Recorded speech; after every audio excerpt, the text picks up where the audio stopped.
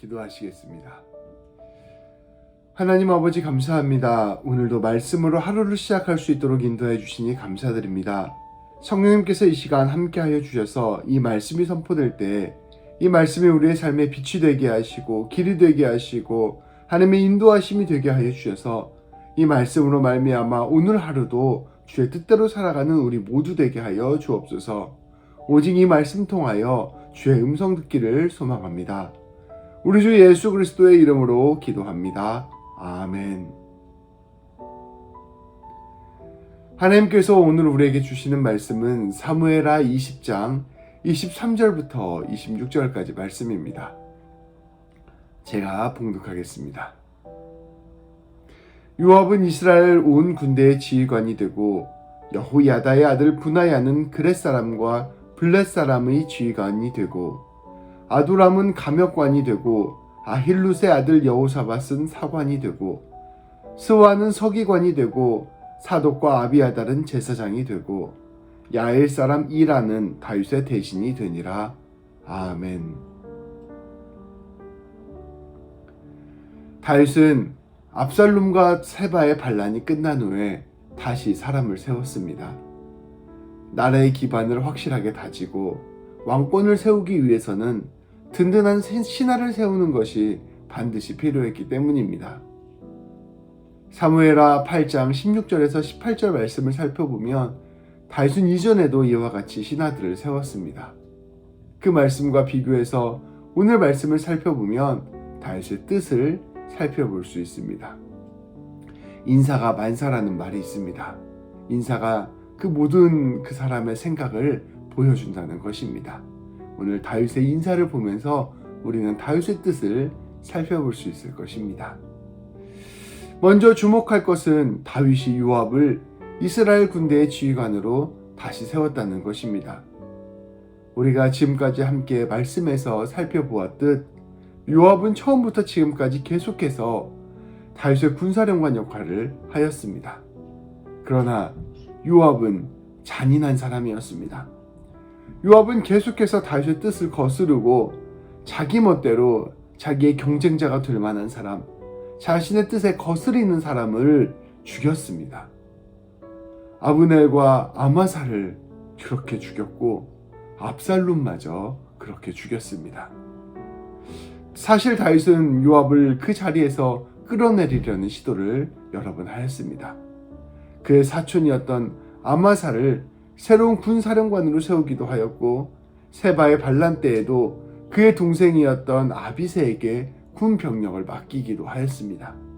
그러나 오랜 시간 군권을 장악하고 있었던 요압은 이를 무시하였고 심지어 아마사를 죽이기까지 하였습니다.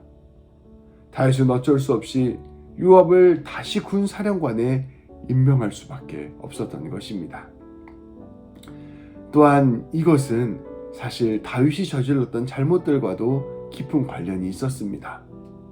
다윗은 오랫동안 직접 전투에 참여하지 않았기에 군권을 완전히 장악하지 못했습니다. 또한 밧세바를 범한 후에 그녀의 남편 우리아를 죽일 때 요압을 이용하기도 하였습니다.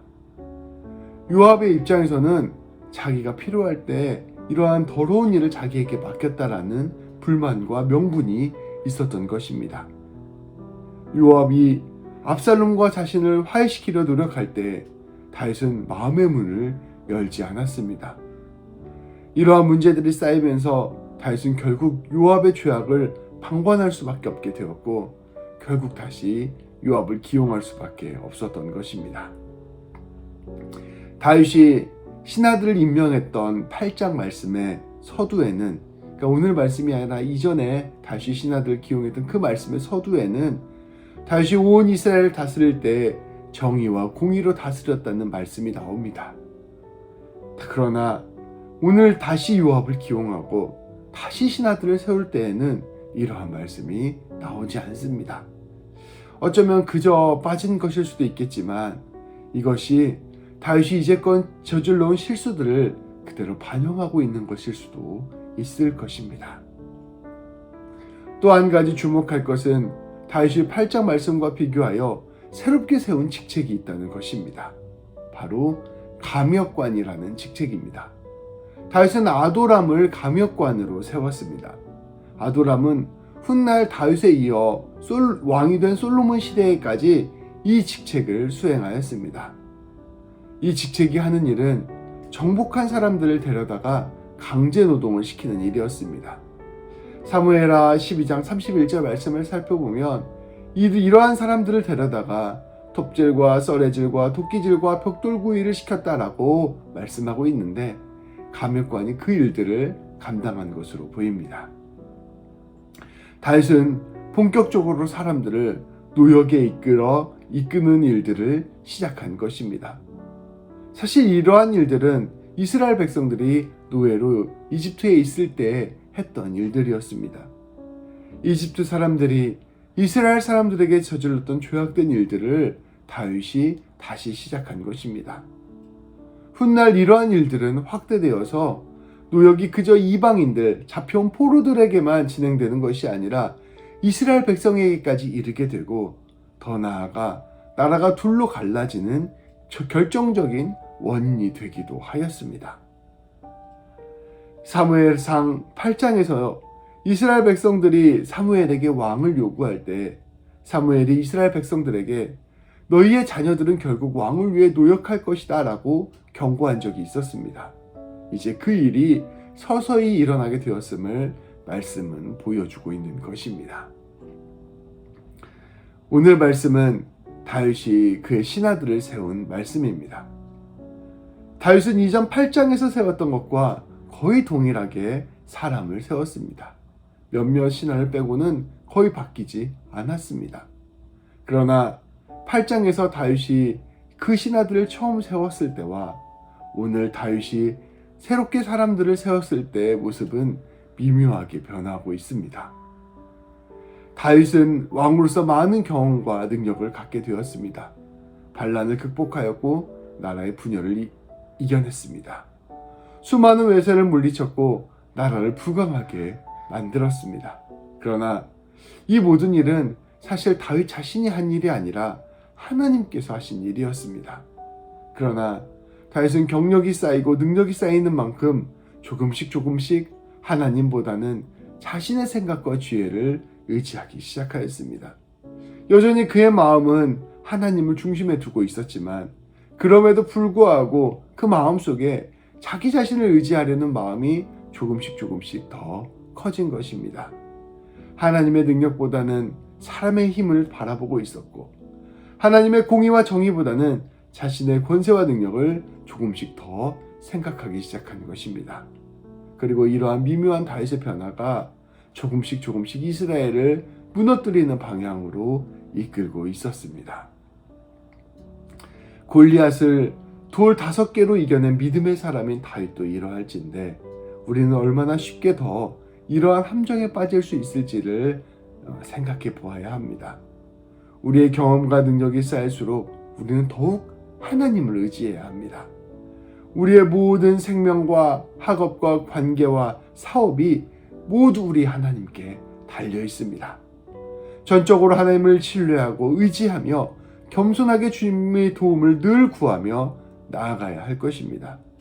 우리를 불러주시고 세워주신 그 하나님의 뜻을 생각하며 늘 하나님의 뜻에 순종하며 나아가는 우리 모두가 되어야 할 것입니다. 그렇게 나아갈 때 주님께서는 우리의 삶을 통하여 주님의 풍성한 열매를 맺으실 것이고 우리의 삶을 통하여 아름다운 주님의 영광을 이끌어내실 것입니다. 우리 하나님께서 우리를 그렇게 책임지실 것입니다. 오늘 하루를 시작하며 이와 같이 기도합시다. 하나님 아버지, 오늘 말씀에서 다윗의 모습을 살펴봅니다. 다윗은 정치의 한복판에서 서서히 현실과 타협하는 모습을 보였습니다.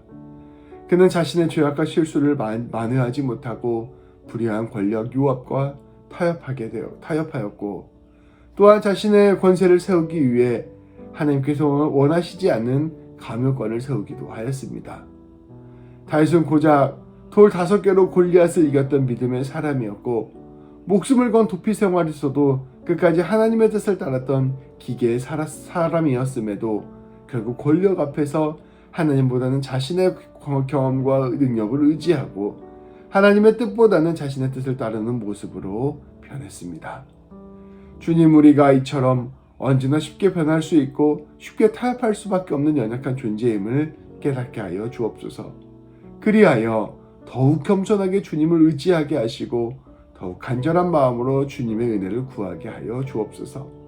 하나님의 뜻을 깨닫는 지혜를 주시고 하나님의 능력으로 하루하루를 살게 하여 주옵소서. 그리하여 우리 주님처럼 끝까지 순종의 길을 벗어나지 않게 하시고 겸손히 맡겨진 사명을 끝까지 감당하고 승리하여 아름다운 주님의 열매를 맺게 하여 주옵소서. 기도하시겠습니다. 하나님 아버지, 감사합니다.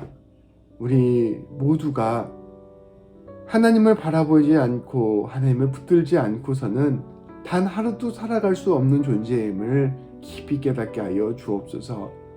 우리의 모든 인생과 우리의 모든 길이 하나님의 능력과 하나님의 힘 안에 있음을 고백하게 하여 주시고 오직 하나님 붙들고 나아가는 우리 모두가 되게 하여 주옵소서. 겸손하게 하나님께서 우리를 불러주셨다는 사실을 깊이 기억하게 하여 주시고 하나님의 뜻이 무엇일까를 상고하게 하시며 하나님 뜻 안에서 모든 일들을 이루어가는 우리 모두가 되게 하여 주옵소서. 하나님께 모든 것들을 의지하고 겸손하게 하나님의 뜻을 따랐을 때 결국 더 큰 것으로 하나님께서 완성하신다는 것을 우리가 신뢰하며 나아가는 자들 되게 하여 주옵소서. 우리 주 예수 그리스도의 이름으로 기도합니다. 아멘. 오늘도 주님 바라보며 주님 안에서 승리하는 우리 모든 성도님들 되시기를 축복합니다. 기도하심으로 오늘 하루를 시작하겠습니다.